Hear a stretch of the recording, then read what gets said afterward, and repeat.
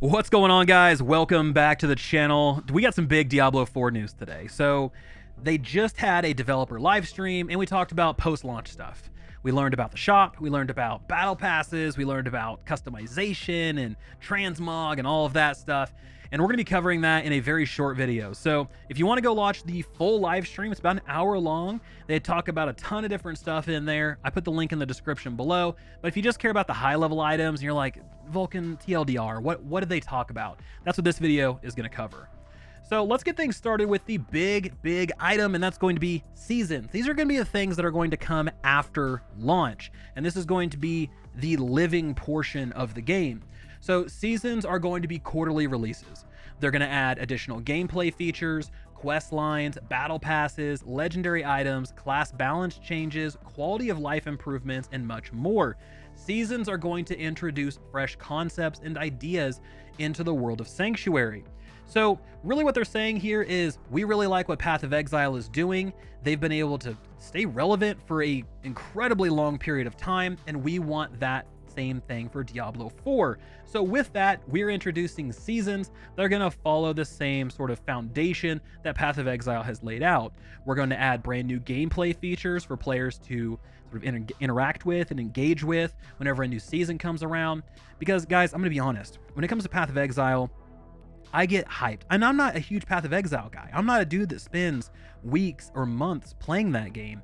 But every new season or league, I get really excited. I'm like, man, look how cool that new feature is. I love the way they do that. Half of it's probably their marketing team and the way they kind of present it. But the other half is like, wow, that looks really cool and something that I really want to jump in on. And I hope Diablo 4 does the same thing, because that'll keep players coming back. And it's not just, you know, dangling a cosmetic out there for people to come unlock. That's great and that works for some, but if you have something that's going to change the way you play and add a little bit of spice into that story that you're asking players to go through over and over again, that's going to be a big win for Diablo. So season 1 is going to start in mid to late July, and in order to do seasons, you have to complete the campaign at least one time. So they recommend blast through the campaign, get that thing completed. That way when season 1 rolls around, you'll be ready to rock and you can just jump straight in.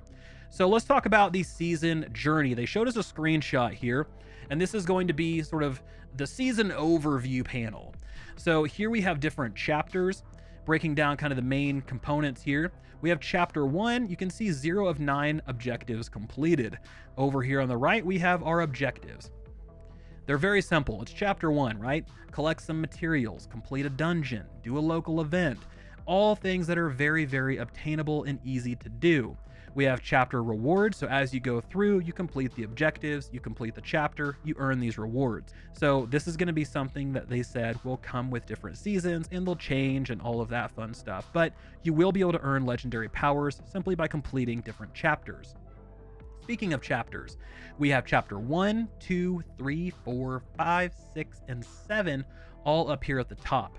Now you can see these 4 chapters are numbered, and then these ones over here are the different skulls, which look to be the different difficulties that are available in the game, maybe world tiers.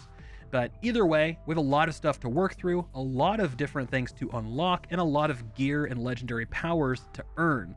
So let's scroll down, because there's one thing we need to talk about, and that's each objective is going to reward an amount of favor, which is a resource used to level up through the different tiers of the battle pass. Now, favor can be obtained from completing quests, slaying monsters, participating in events, and more, and part of that more is completing these objectives. If you look over here, it says reward large favor drop, and you got this little thing here. So there we go. So with that, let's move into the battle pass.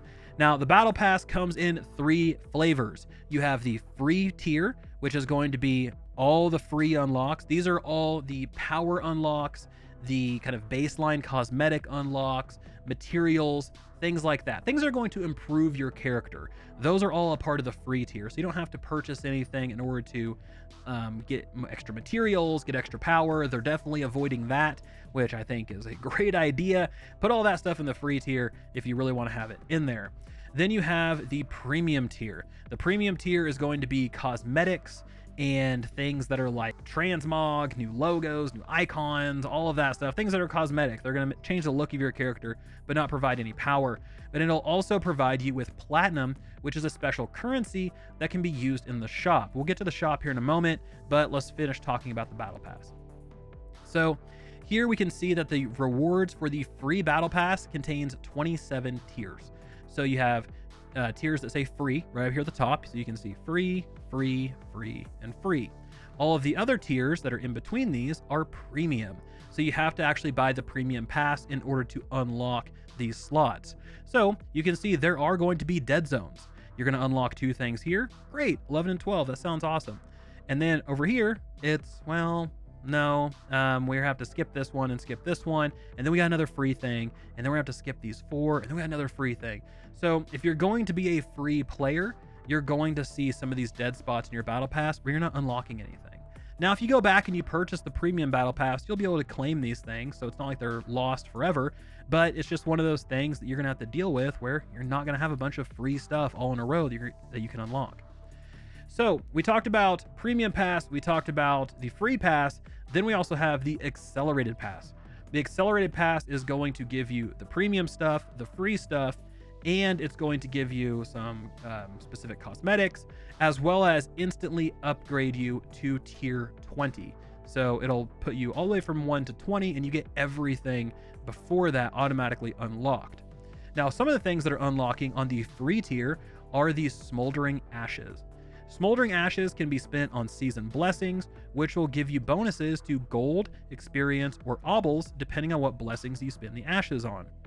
Now, the obvious question here is, wow, I can just spend money, purchase tiers, unlock all of these smoldering ashes, and then I can spend all of those on blessings and be a level 1 with 500% increased gold, experience, obels, whatever. Not necessarily. So you do have to meet certain character level requirements in order to claim those smoldering ashes. So you can see here, level 15 or track 15, we unlock this smoldering ashes. However, you can't claim it until you're level 10. Same thing for this ashes. It's unlocked at tier 20, but you can't claim it until you're level 20.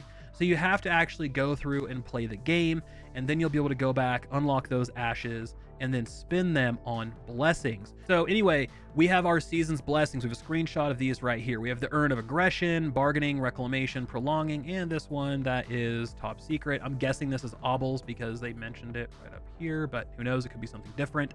Maybe it's a legendary increase. I don't know. Anyway, aggression is experience, bargaining is gold, reclamation is rare materials, and prolonging is duration of elixirs.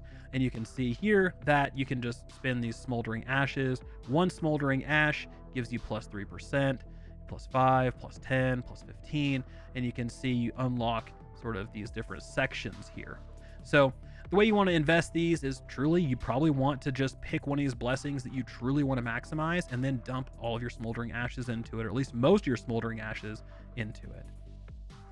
So we talked about the 3 different versions. Let's talk about pricing. So for the free pass, obviously it's free. You don't have to spend any money. Premium battle pass, on the other hand, $10. So if you want to go premium, it's $10. Diablo Plus. If you want to go accelerated because you're a big dog, then you're going to get all the perks of premium, 20 tier skips, the Wings of the Creator emote, and it's going to cost you $25.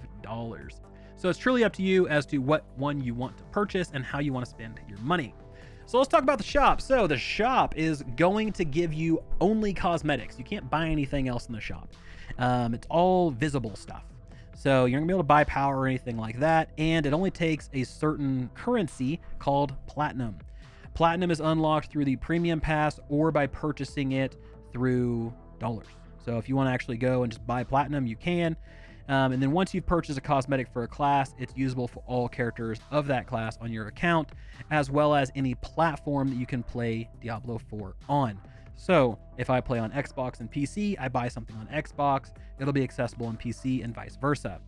Now, the shop has been built for transparency. You can use the preview function. You can look at any cosmetic you're thinking of purchasing. This is something I really like. being able to actually try it on, use it, look at it. Is it something I really want? Do I like the way it looks on my character? Does it look better in the preview window than it does actually on my character? So being able to look at all that stuff, I think, is a really cool thing that they've added. And the other thing is the shop is intelligent, apparently. It's going to use your playstyle and aesthetic preferences to recommend cosmetics. So I'm not entirely sure how this is going to work. On the surface, it sounds like you play a Necro, therefore we're going to show you Necro stuff. But, I mean, does it go deeper? Is it you play a Barbarian, we see that your gear is dyed red and blue because you're a Superman fan, therefore we're going to show you all of these cosmetics and we're going to automatically dye them red and blue, and you can see how cool it looks. I'm not entirely sure how intelligent this thing is, but I think that'd be pretty slick. So they did give us some screenshots here. Now, the way these screenshots are set up is the images on the left are things that you can earn in-game. Legendary drops, transmog, it's just you're slaying demons, you're collecting stuff, you're slaying. Your fashion game is in-game. So this is how you look. This is the shop that you can purchase. So what they're trying to show here is, hey, you can be a badass either way. You can look like a badass by purchasing stuff, or you can look like a badass by going and finding all the stuff and then cobbling together your own little armor sets. And I gotta say, the Necro one down here is looking good. This one right here, I absolutely love. I think just visually, it just really jumps off the page compared to all of these. Of course, the blood here looks really dope. But anyway, yeah, if I go Necro, this is what I'm going for. But yeah, you can see the shop looks pretty good as well. Now, we're not entirely sure how much a full set of armor is going to cost. Is it going to cost 1,000 platinum? Is it going to, which would be, we can see up here, which would be $10. Is it going to cost 2,800 platinum, which is $25? So again, we don't know exactly how much each one of these are going to cost, but we do know we can purchase them. Okay, so those are really the big things.